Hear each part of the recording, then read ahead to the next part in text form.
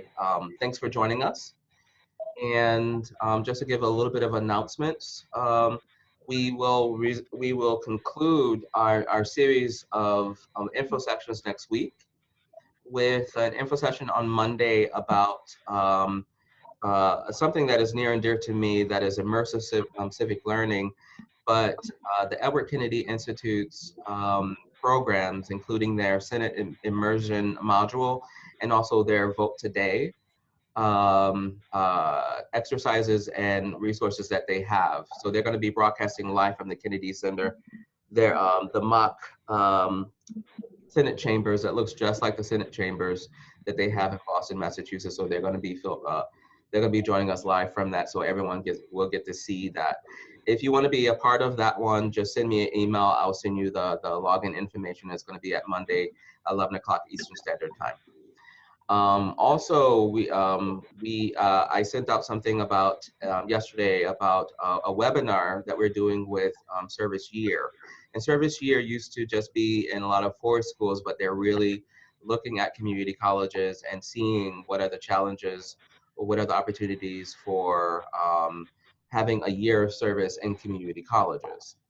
Either it's like at the beginning, in the middle, and at the end of their career, in between job hunting or transferring to a 4-year and doing a year of service is different from AmeriCorps.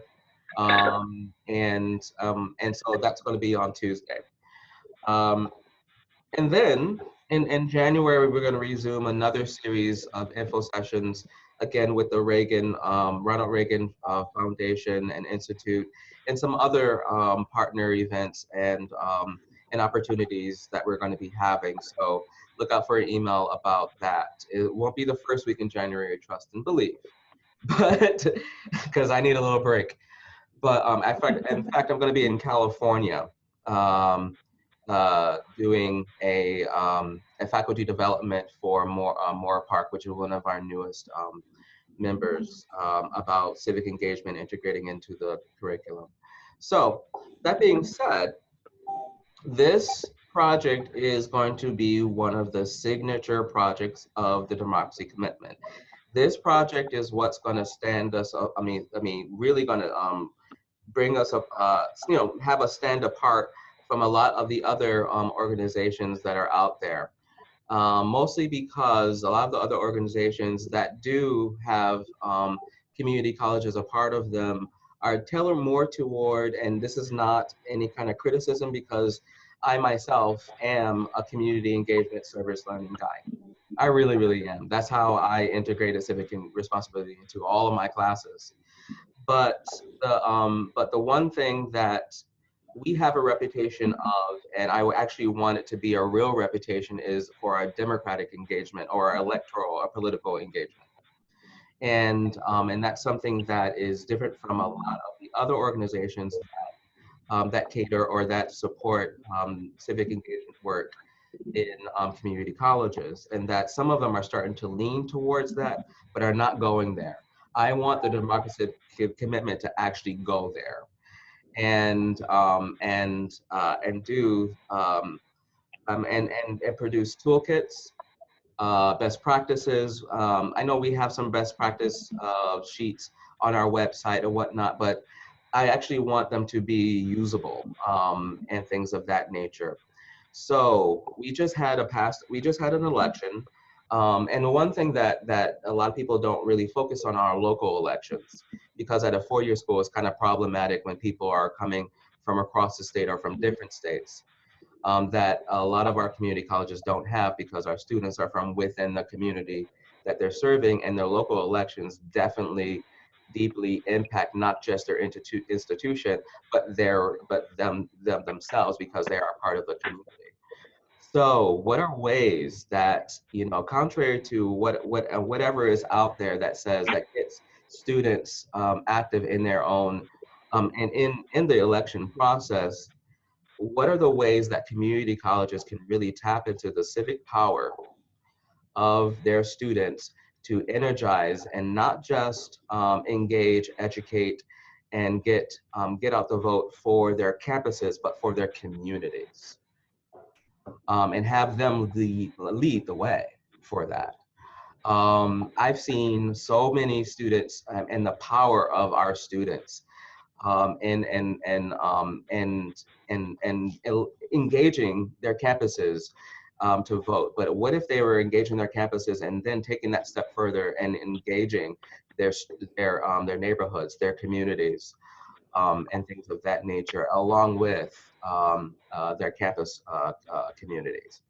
So, the political engagement project is adapted from ADP's or American Democracy Project's um, um, political engagement project. And it is a part of TDC's new strategic plan, which is going to be released in January, pending approval from the board. Um, and one of our missions is to become the premier civic engagement organization for community colleges nationally. And the way that we do that is through our programming. And so we decided to develop 4 buckets of programming, and one of them is electoral engagement. And so what we would like to do is we want to see, and see what are the best practices out there. What have you experienced? What has worked? What has been successful?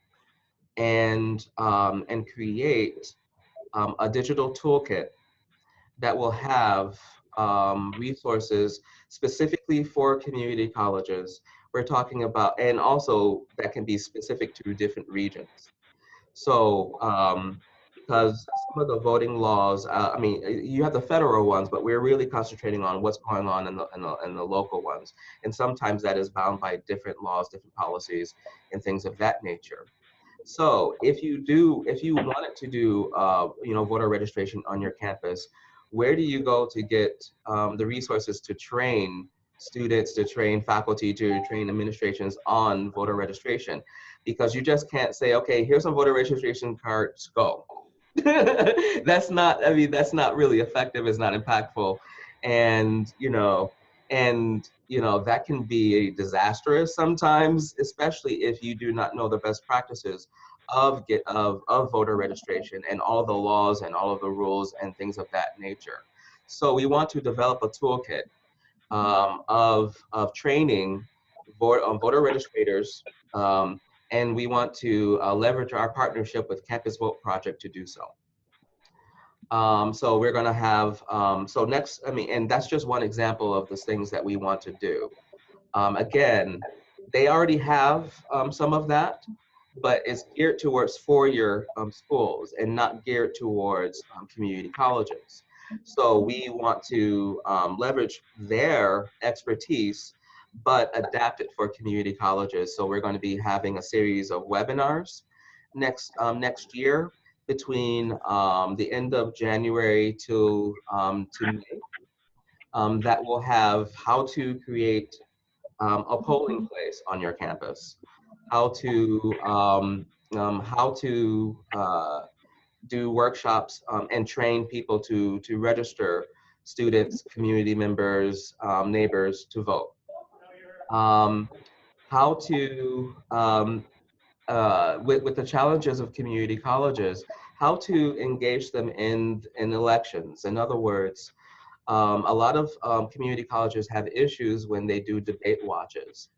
And one of the issues that they have is that because they're sometimes they run a little bit late. They run between 7 and 9, sometimes between 8 and 10. How do you get students back on campus? And if you can't, what are different ways to engage students in the election, either after the fact, after the next day, or in the classroom and things of that nature. The other thing that we're going to be having is an online training module on how to facilitate political discussions in the classroom. A lot of people don't want to, if they're not a political science professor, they don't want to go there. It's kind of, especially the last year's election, I can only imagine what it was like you know, how heated it would get, but how to, but as a facilitator, how to engage a classroom in political dialogue, even debate. Debate is still a civic skill, believe it or not. Even though I do trainings on deliberation, debating is still a part of our politics. And if we do not train our students in that, we're setting them up for not being able to do that part of our politics. So, so I'm going to be working with a student from Raritan Valley Community College on doing an online debate, so that for students, so that you can have someone from California and someone from New Jersey in a debate about a national issue or things of that nature, but to do it on an online platform. And then the winners will get a trip to the CLDE meeting for our national meeting, and to deliver their opening addresses to our TDC people for our organizing meeting in Anaheim, California. So I'm going to be setting that up with her. The only thing about this program, this project that we want, is that those who sign up for this, because it's going to be, excuse me, a limited amount of schools to pilot. We're going to do something larger that's going to be for all of our campuses, called the Engage the Election. We're going to be partnering with ADP to do that. And there's going to be some national things that we're going to be doing. But one thing that we want to do, and it's hard to do nationally, is focus on what's going on locally. And then utilizing, different techniques, trainings about how to engage students with the local politics, with their school boards, with their, because believe it or not, some students believe, and sometimes it depends on the location. Some students don't know that they can even attend a school board meeting or a city council meeting, and not alone just attend, but actually speak out and things of that nature. So how do we engage them in the part of our political system that directly impacts them, and also impacts their institutions. So what we're going to be doing is we're going to be drawing from. So in other words, next year we're going to have a series. It's going to be just one a month, and anyone that's a part of this project, there's going to be a minimum of webinars to attend. So so agree to attend these webinars. Also to catalog what you have done on your campus, and to make a democratic engagement or electoral engagement plan for fall 2018. And that's going to be utilizing some of the resources that I have worked on with a coalition called Students Learn, Students Vote. And so there's a whole democratic engagement action plan. So any school that's part of that will have a webinar and a workshop about how to fill out that action plan, and utilizing some of the resources at your disposal, and to really formalize a plan of action for fall 2018, and engaging the campus with their communities for fall 2018. So we're going to do all of this through a series of webinars. We're going to be introducing you to different national partners that have local connections, as well as different national events. Introducing different national events that we're going to do, like National Voter Registration Day. Not just have a sign up and you do it on your local things, but connecting with other community colleges on what are they doing, and also sharing what we're doing, even doing some collaborative events like National Voter Registration Day.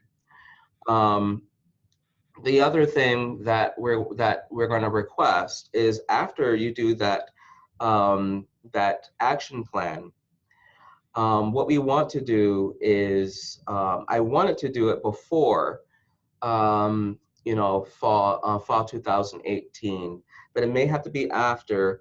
But to submit, um, you know, a report on what your campus has done and is doing for electoral engagement, and then we're going to combine all of that together into a booklet, a publication about this project, so that other campuses can learn from the political engagement practices and experiences of Johnson County Community College, of Allegheny College of Maryland, of you know, College of the Canyons, of the Community College of Allegheny County, of Minnesota. And also to see, because every campus is going to do something differently by the culture and the needs of that campus. But while that's going on, there's other campuses, other community colleges that are looking for resources. And what we're going to do is, with this project, is that we're going to make an action plan, put those plans in action, and then write about the results of all of that, put it into a publication that's going to be a valuable resource for community colleges across the country. That is the Community College Political Engagement Project. Now, that being said, we're going to be utilizing some of our national partners like Student Learn, Student Vote, All In Challenge, Campus Vote Project, the League of Women Voters. I mean APIA, Student PIRG. I mean, they're all going to be a part of this webinar series. Also, helping you directly on your own campuses with their regional and local networks. So in other words, being a part of this project, you're going to have ties with all of those national groups that have local ties, as well as resources like TurboVote. In other words, we have a partnership with TurboVote. And some of you on the call have been utilizing TurboVote, and some of you haven't, but introducing you to things like that, and also potential for having discounts for to TurboVote, because there's a cost involved in that. But other things like Ballot Ready, and making sure that the resources that they do, which is more local, that you can also benefit from it wherever you are, because I think the last thing that they did was mostly Virginia and New Jersey. But what about Kansas? What about Pennsylvania? You know, and what about Minnesota? So making sure that we're letting them know that we need resources too, and that we're going to utilize these resources even if we're just piloting them on our campuses. So in other words, the Political Engagement Project will also connect you with national and regional partners. And I'm very, very excited about all of this, because one of the things that I do in sitting on the board for the Student Learn, Student Vote Coalition is that we have access to money. So in other words, anyone that is a part of the Political Engagement Project, and to do it formally, there's going to be calls for proposals for money, and sometimes they can go up to like 30,000, 50,000, that type of thing. But if we have a cohort of schools, of regions, and with our action plans that we're utilizing is going to be their action plan that I helped to create, we can really be, you know, at the top spot for consideration for grants. In other words, that's the one thing that when I was a campus coordinator, like there was not even a grant for release time for myself, or even to go to the CODE meeting. Sometimes I had to pay my own way.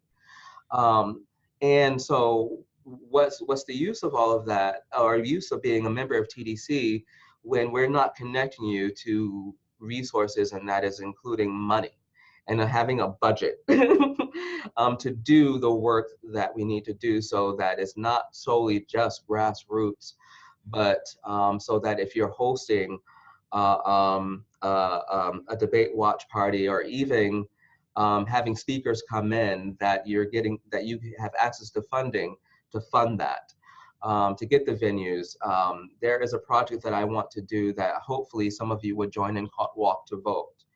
And it's going to be different from the national Walk to Vote, because the way I envision Walk to Vote happening is that our community college students are doing events on their campuses, not only on their campuses but in their communities, and on election day, launching a big event on their street, in their neighborhoods, and then walking their neighbors to the voting polls and having our community college students leading the way. I mean, I mean, like groundbreaking things like that, where everyone sees our community college being the social capital of their communities that they are. And not just shying away from, well, yeah, you're nonpartisan. Yeah, we're nonpartisan, but for civic and community and political engagement. And also, one of the, because I just came from Wright College in Chicago a couple of days ago, and I was meeting with the president. And I reminded him, like, one of my first conversations with him was, okay, this is all nice and good. You're doing all this civic, immersive learning and, engage the election. But how do we get our students to be politically active in parties? But while maintaining the nonpartisan neutrality of the college. A lot of community colleges shy away from even having campus Democrats, campus Republican, student clubs that do this. So how do we get that going, and not losing our funding? Because a lot of our board of trustees are partisan, and like the town supervisor is Republican. So if we have Democrats on our campus, like, well, how do we do this? So we're going to be exploring that. We're going to be researching that. We're going to be discussing, deliberating ways. Because it's really essential for our students to be active, and also to like let them, to let them know, and let everyone else know the power of community colleges. Again, the last election that we had is when we started seeing a lot more of even presidential candidates coming to community colleges. Very, very interesting that is starting to happen. Whereas before, they were just like community college, whatever. But they're starting to realize that a lot of the student population in this country are at community colleges right now. And if you really want to tap into to that, and tap into that power and that voting power, you got to show up. You got to show that you care, and if we can show that by having our scholarship, having our numbers, providing the resources so that it is not rocket science for anyone, that no one has to reinvent the wheel every time an election comes up. It can provide that service for our campus coordinators, because I don't know about you, but as a campus coordinator, I was still a faculty, and I had 5 or 6 classes a semester and trying to do this on top of that.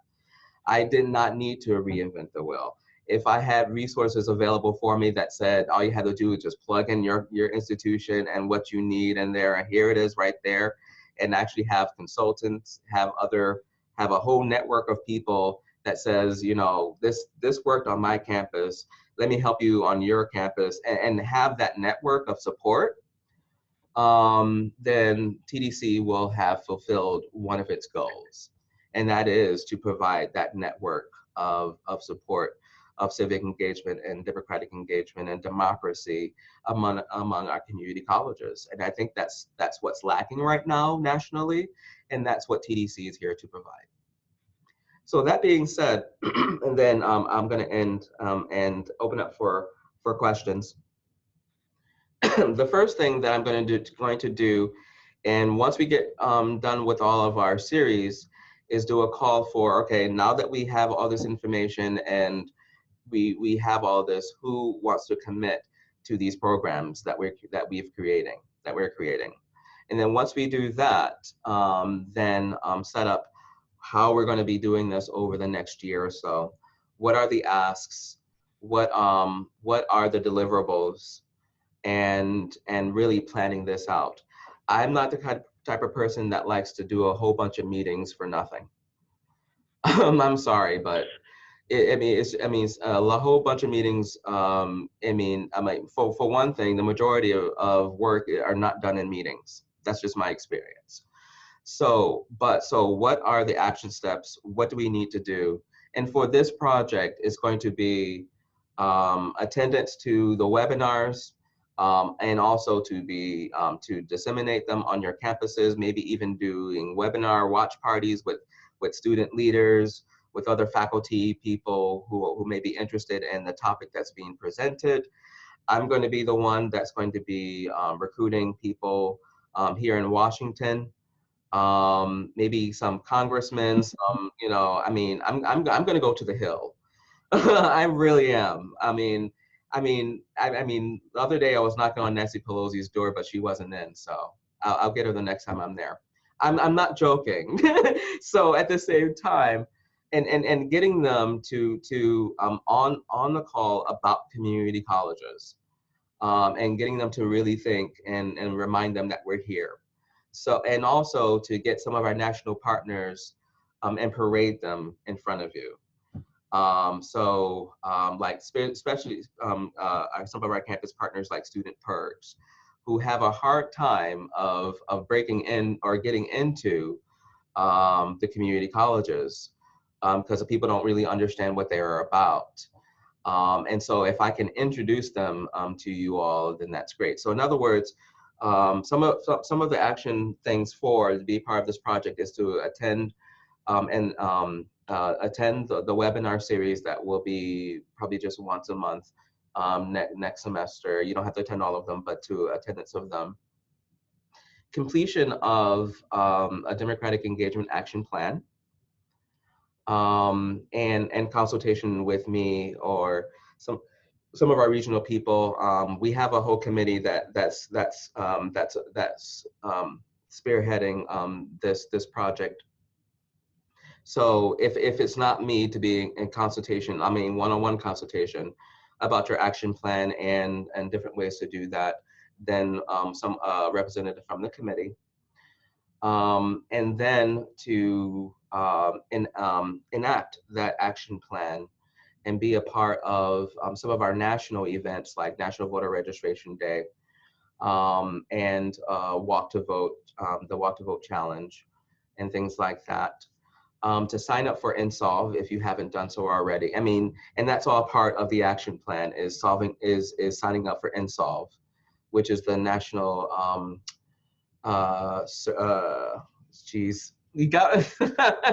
for voter engagement, the national study and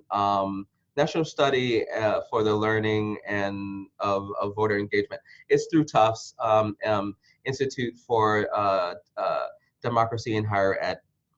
And I believe that the majority of TDC campuses are part of that study.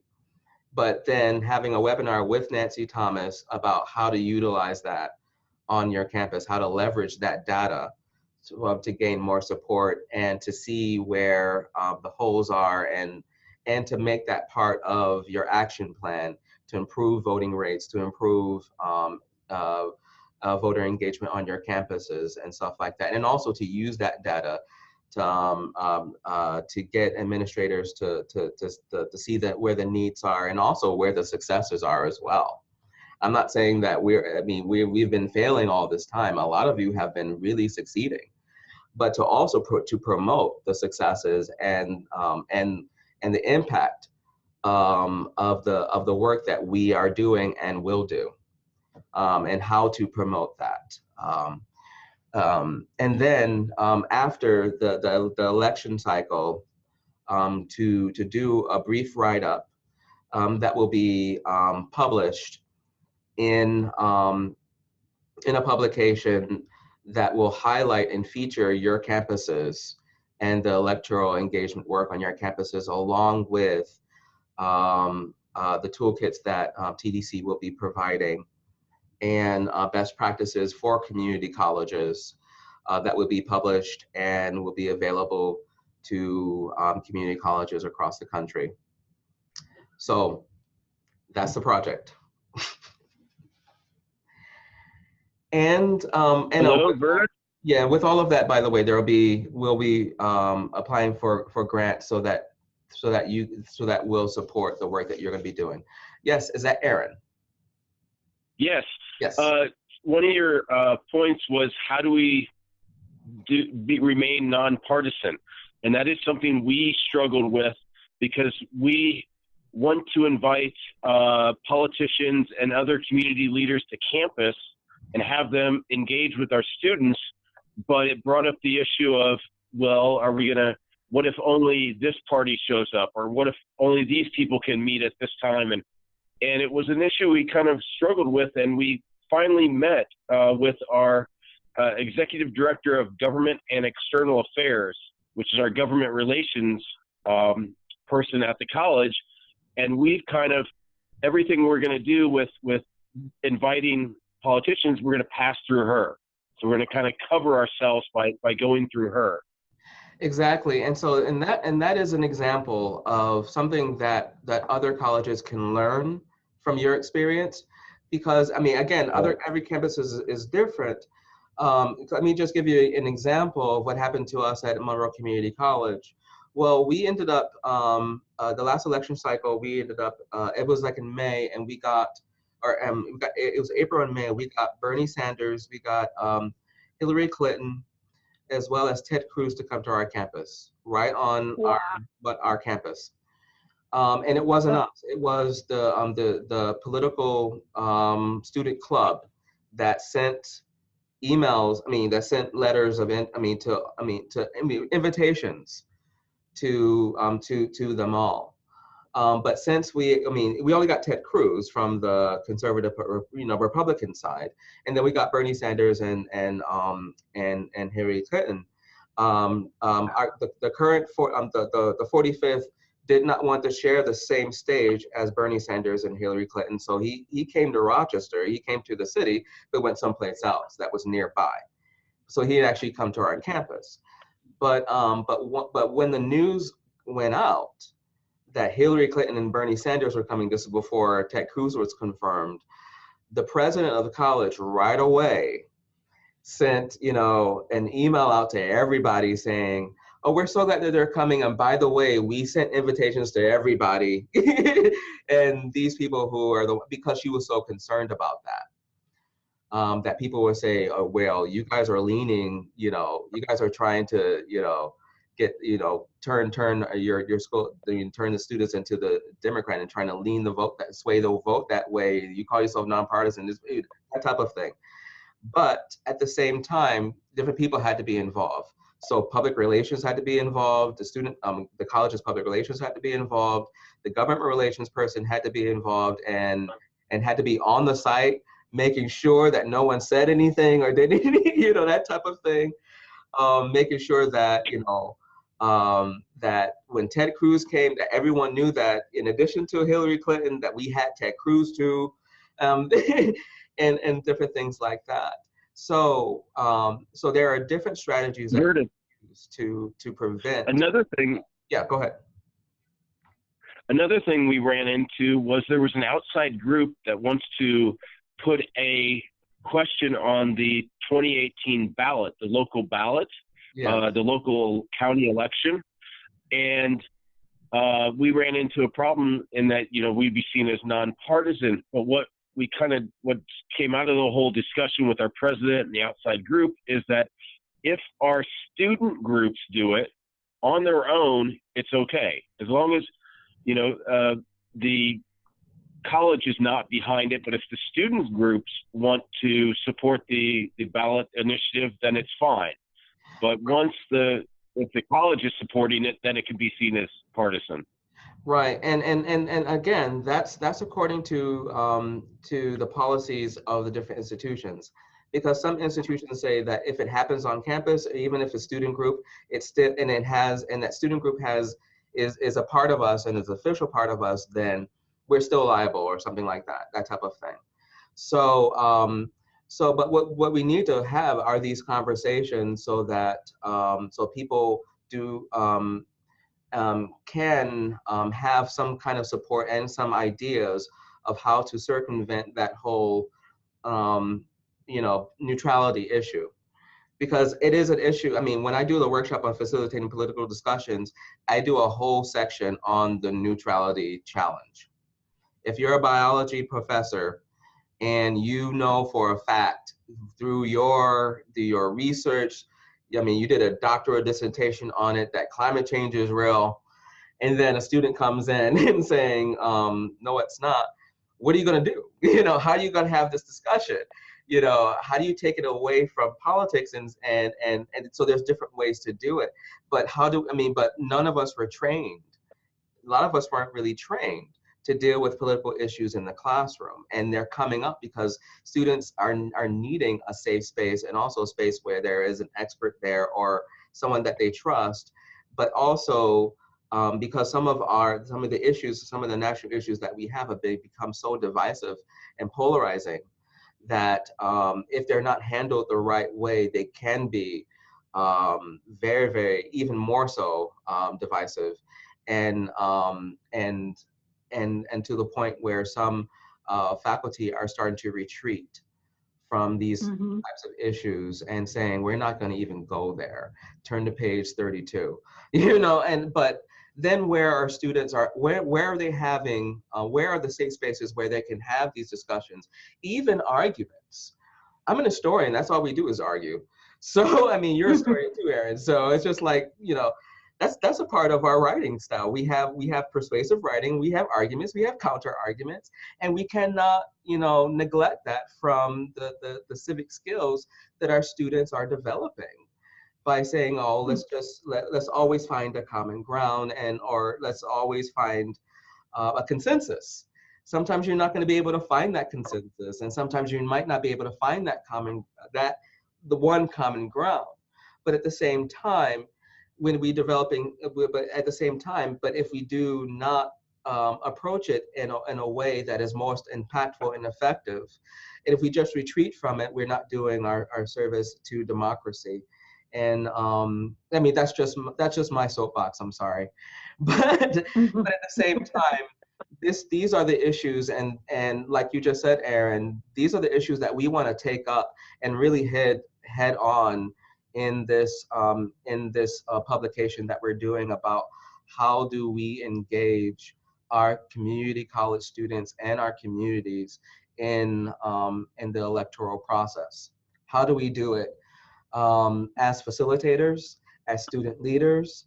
How do we do it as administrators, covering our butts? How do we do this without retreating? And that type of thing. So, like your stories and your experiences, I want them in that publication. Even if they're not successful and there are challenges, I want them in that publication. We need to learn from each other, and because TDC only has 100 community colleges. Even though we're serving 2.5 million students, we only have 100 community colleges. There are 1,100 community colleges in this country. And so we have 1,000 more community colleges who are hungry for resources, who are saying, where do we go? Where do we go for this?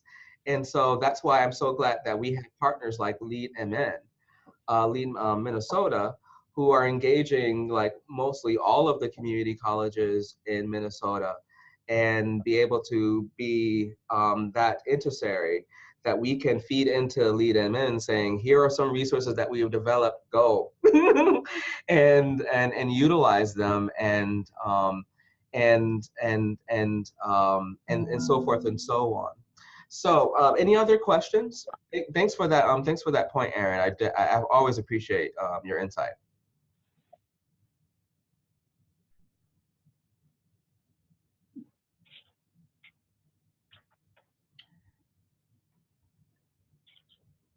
Diane, are you talking?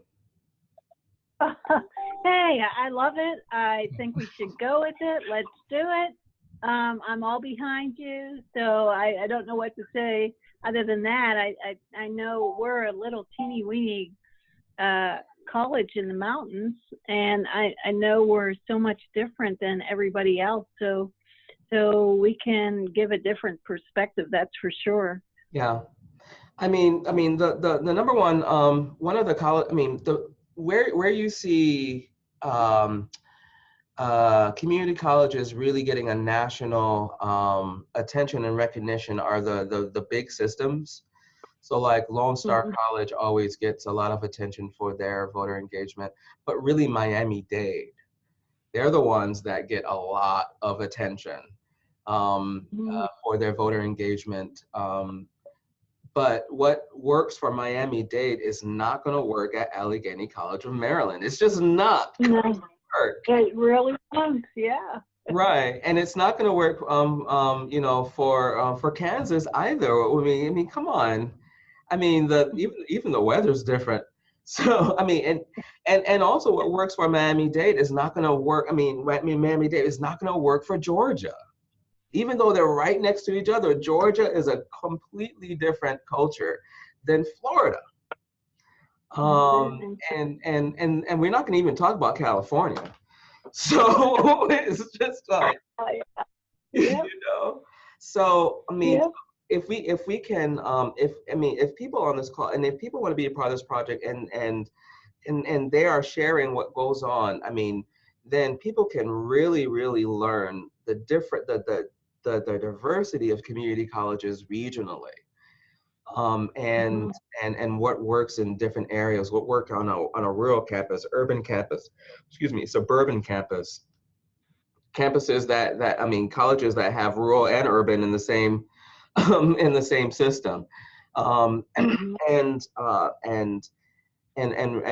what works with when you have a campus of 1,000 versus a campus of 30,000. We have all of that in our network. We have a campus that only has like 500 students in it. And then we have a system that has 160,000. We cannot have a toolkit and says, this is the community college electoral engagement toolkit, one size fits all, because that's not going to work. So something like this, where it's showing many different experiences of campuses that are representative of different community colleges, regionally, ethnically, religiously, all the great stuff would be very, very valuable. Yeah.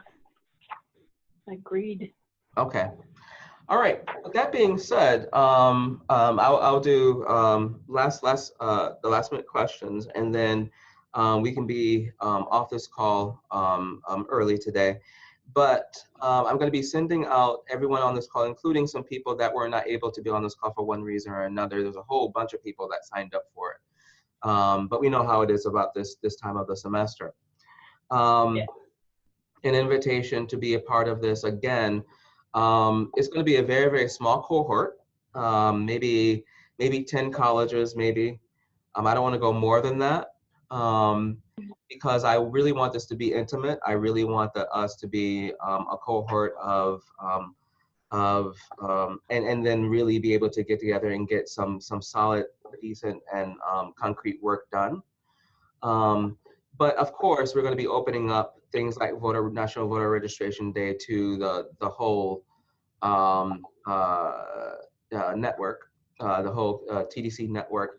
But the action planning and things like that, I think that, we can give the resources, but to actually work with your campuses directly, if we can do it in this intimate setting and work with the action planning, then we can do a lot more one-on-one work and specific regional work as well, and provide that resource to your campuses, so that once you implement your action plan, then write a summation about it. We'll have a publication that will be very, very valuable. And we'll also feature and highlight your campuses so that you can take it to your presidents and your vice presidents and anyone that's in charge of your budgets and say, this is why we need more money. This is why we need institutional support. This is why, This should be part of our mission statement. This is why this should be part of our curriculum. You see what I'm saying? Yeah. Okay. Mm-hmm. All right. And also, you know, getting grant money to your campuses. If I can limit it to like 10 campuses for right now, I can guarantee you a nice cut of it so that it can really support the work that is being done on your campuses. That sounds great. Okay. All right. How can we not? Say it again. Go ahead. Oh. I said, how can we not love that, Curtis? Thank you. Yeah. And so Minnesota is going to count as one. They're going to count as one campus, but they're going to be working with different campuses within Minnesota. So I'm very excited about that because the last time I was there, I mean, this has nothing to do with this. Last time I was there, I stepped out of my because there's like a wildlife preserve nearby, and I stepped out of my the hotel and there were turkeys there. I'm like, only in Minnesota, right? Only in Minnesota. I walk on my Hilton and there's turkeys in front. Anyway, so I intended to go back. But that being said, if you have any questions, if you even if you have any ideas, what I want to do is, you know, I don't want to be autocratic here and say like this is what we're going to do and everything of that nature. What I want to do is I want to set up a few calls. Again, I don't want to meet every week. I can't. And I don't know. I mean, you can't either. So I do want to set up a few calls next semester to check in, and also to plan about this publication, and also to commiserate and to collaborate about planning for the election of 2018, which is going to be critical and crucial specifically for our community college institutions. Yep. All right. Well, have a great weekend, everyone. And if you're on the calls next week, I'll see you on the calls next week. Feel free to contact me if you have any questions or concerns. Thanks, Curtis. Thank you. Thank you. All right. Bye. Thanks. Bye. Bye. Bye-bye.